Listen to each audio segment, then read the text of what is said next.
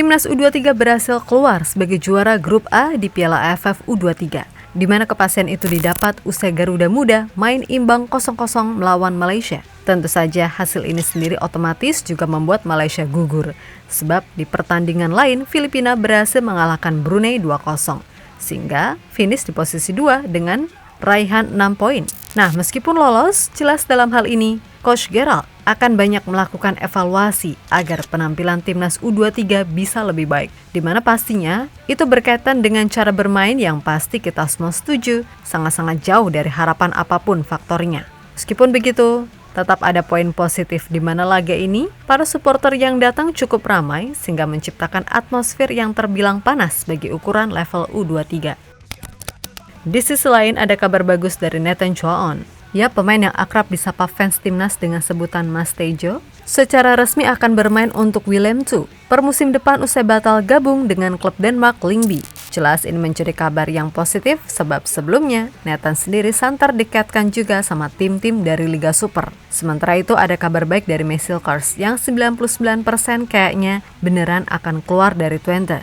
Akan tetapi menurut media Twente Insight, Hilkers sendiri baru akan mengumumkan klub baru pada bulan Agustus mendatang. Dan menurut info yang ada, bek 24 tahun tersebut akan melanjutkan karir di Spanyol. Lantas gimana sih cerita lengkapnya? Yuk kita bahas bareng-bareng. Dalam melebar bola gol angkasa, menyatu dalam kekuatan cinta. Langit cerah mulai hari asa, terus Garuda terbang merdeka. Keberhasilan Timnas U23 lolos ke babak semifinal Piala AFF tentu wajib kita syukuri. Akan tetapi, dalam hal ini, jelas Coach Gerald masih punya banyak PR. Sebab di laga versus Malaysia, para pemain yang dipercaya tampil bisa dibilang tampil di bawah standar. Salah passing, gerasa gerusuk, gak tenang, hingga kebanyakan utak-atik yang ujung-ujungnya kerebut. Yap, di laga versus Malaysia, para pemain Garuda seolah dapat pelajaran kalau mereka emang belum sehebat itu. Terbukti dengan bermain defense counter serta permainan keras lini tengah Garuda yang di match ini nggak diperkuat oleh Arkan Fikri karena cedera benar-benar kalah. Sehingga ya udah mainnya bingung yang ujung-ujungnya long ball nggak jelas. Sesuatu yang pastinya membuat Coach Gerald marah dan itu wajar. Sebab mau sebagus dan serapi apapun taktiknya, kalau pemainnya nggak tenang ya nggak bakal jalan. Karena pada akhirnya yang nendang bola di lapangan itu pemain bukan pelatih, kan gitu. Nah mungkin salah satu faktor yang bikin pemain tampil seolah nggak lepas, ya karena tensi yang tinggi. Bahkan mungkin jika Mauro atau Milano Jonathan ikutan nonton, mereka juga pasti merasa gergetan karena di level U23 rupanya juga sepanas ini. Nggak lihat apa Jans Raven ibarat baru pegang bola dan mau balik badan, udah langsung dihajar. Seperti momen ini, manakala Raven langsung dihantam dadanya dengan keras sama pemain Malaysia. Atau momen-momen lainnya yang bikin dia akhirnya sadar kalau mau masuk senior harus lebih kerja keras lagi. Karena baru U23 aja udah kayak gini intensitasnya. Sayap melebar merangkul angkasa, menyatu dalam kekuatan cinta. Langit cerah meraih asa, terus Garuda terbang merdeka. Ayo Garuda kita bisa, terus berjuang tanpa henti. Di puncak tertinggi raih mimpi, dunia lihat semangat kami.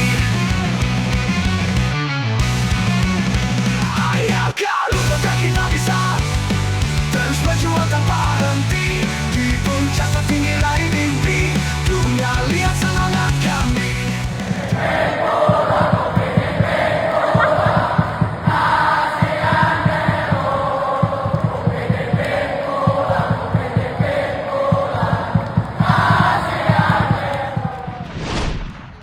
Yap, sejatinya dari sisi konsep bermain udah jelas kalau tim ini dasarnya adalah possession. Tapi percuma, tangtung-tangtung kalau ujung-ujungnya pas masuk ke final third gampang hilang. Dan suka nggak suka, Raihan Hanan nggak begitu maksimal ketika diminta meranin perannya Arkan Fikri. Karena faktanya, di sistem Pak De Gerald, pemain Arema tersebut ibaratnya adalah pusat serangan. Tapi kembali lagi, itu bukan alasan. Lebih lanjut, soal efektivitas dan kemampuan antisipasi serangan, bayangin. Kita dengan possession 67% dan 11 attempts, tapi on targetnya cuma 3. Sedangkan Malaysia, mereka punya 10 attempts, walaupun yang on target cuma 1. Nah ini baru Malaysia, gimana semisal Thailand atau Vietnam? So pasti beda cerita, dan Coach Gerald paham akan hal itu. Yang jelas, kalau mainnya pakai emosi, ya udah bakal rusak sekalipun taktik yang diminta pelatih udah rapi terkonsep secara teori. Dunia lihat semangat kami. Ayo kalau bukan kita bisa terus berjuang tanpa henti di puncak tertinggi raih mimpi. Dunia lihat semangat kami. Go!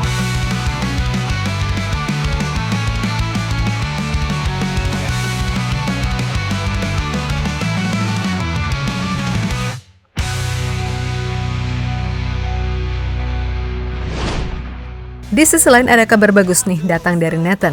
Yap, setelah batal gabung klub Denmark, pemain 23 tahun tersebut akhirnya sah akan main untuk Willem II di Divisi 2 Belanda per musim depan dengan durasi kontrak 2 musim. Jelas ini adalah sesuatu yang positif, mengingat Nathan sendiri sebenarnya adalah salah satu bakat yang sayangnya di Swansea seolah tersia-siakan. Dan mudah-mudahan di klub barunya, Nathan bisa kembali menemukan sentuhan terbaiknya lagi, sehingga nantinya itu akan berdampak yang pastinya positif untuk timnas Indonesia itu sendiri. Ingat, Nathan ini bisa main sebagai back kiri, DMF, atau center back sebelah kiri. Jadi kalau potensinya benar-benar bisa dimaksimalkan, maka kembali lagi yang untung timnas Indonesia, dan alhamdulillah dia nggak jadi join klub Liga Indonesia. Nah sekarang, berarti tinggal Justin Hubner dan Tom Haye aja nih yang masih belum ada kepastian mau main di mana.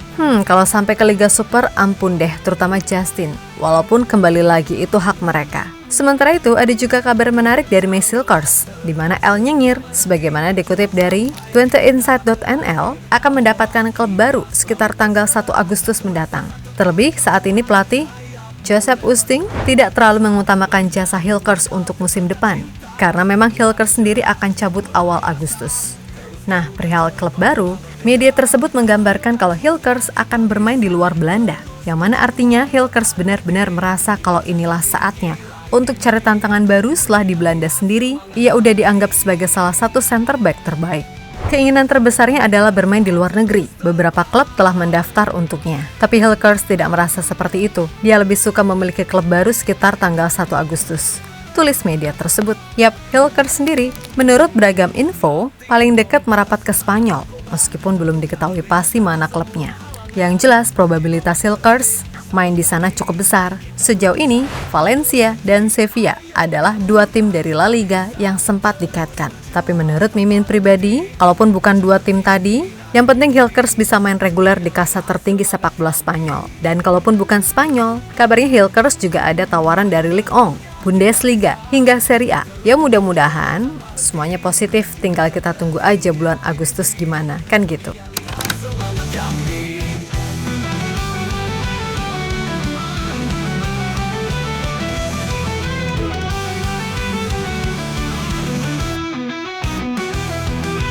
Gelap terang setia menanti, berjuang sampai titik kala terakhir. Dalam doa kita selalu berserah, satu rasa satu tujuan. Sayapmu lebar bodohku angkasa, menyatu dalam kekuatan cinta.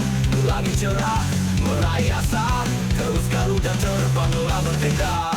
Ayo Garuda, kita bisa terus berjuang tanpa henti di puncak tertinggi raih. Yap, terlepas dari apapun, untuk timnas U23 dulu, semoga ke depan permainannya bisa lebih baik, serta bisa lebih menata mental dan emosi. Karena sebenarnya secara skill individu, pemain kita banyak yang bagus, tapi semua ya bakal percuma kalau mainnya kepancing ataupun nggak tenang. Ingat, target kita itu ke Asia loh. Kalau mainnya modelan gini, wah ya berat sekalipun nanti ketambahan pemain diaspora. Pokoknya AFF ini fokus membangun permainan. Kalau mainnya bagus, insya Allah kemenangan itu datang sendiri kok. Terus buat Nathan Chuaon, selamat atas klub barunya. Semoga di sini kamu bisa dapat menit bermain yang pastinya cukup untuk kemudian bisa kembali bersaing kompetitif di timnas Indonesia. Terus buat Mace, mudah-mudahan deh bisa dapat klub yang cocok. Terus kalau buat Tom Haye juga ditunggu. Dan Justin Hubner, jangan sampai keblinger ya. Pokoknya buat semua elemen timnas, tetap semangat dan sukses selalu. Oke, kita Garuda.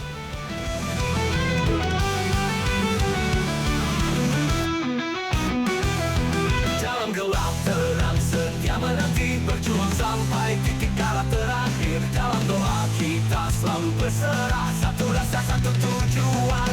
Sayapmu lebar bodohku angkasa, menyatu dalam kekuatan.